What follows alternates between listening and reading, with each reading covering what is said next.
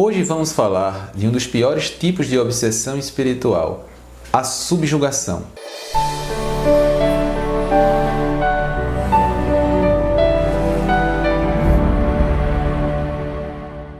A subjugação é um tipo de obsessão espiritual onde a entidade espiritual tem um domínio tão intenso sobre a pessoa que esta perde a sua capacidade de gerenciar a sua própria existência.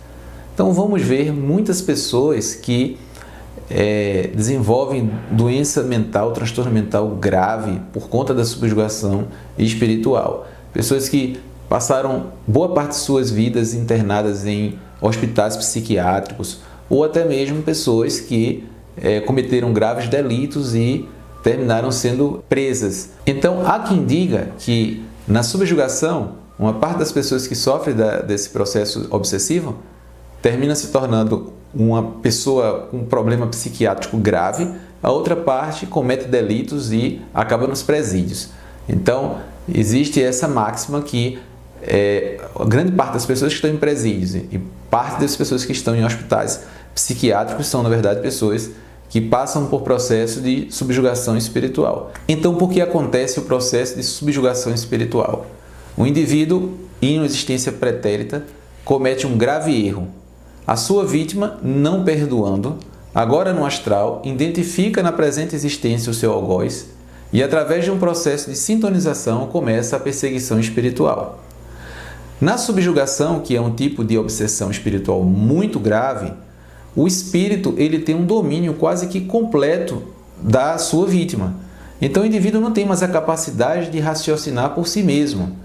Ele é completamente comandado pelo espírito. E com isso, o tratamento requer que uma pessoa externa, uma pessoa de fora, intervenha. Porque o obsediado, nesse caso, por si mesmo, não tem condições de se libertar do processo de perseguição espiritual. E é por isso que a consequência, muitas vezes, é o indivíduo ser internado numa clínica psiquiátrica ou, do contrário, o indivíduo cometer um grave delito, como falamos anteriormente, e se tornar uma pessoa detenta.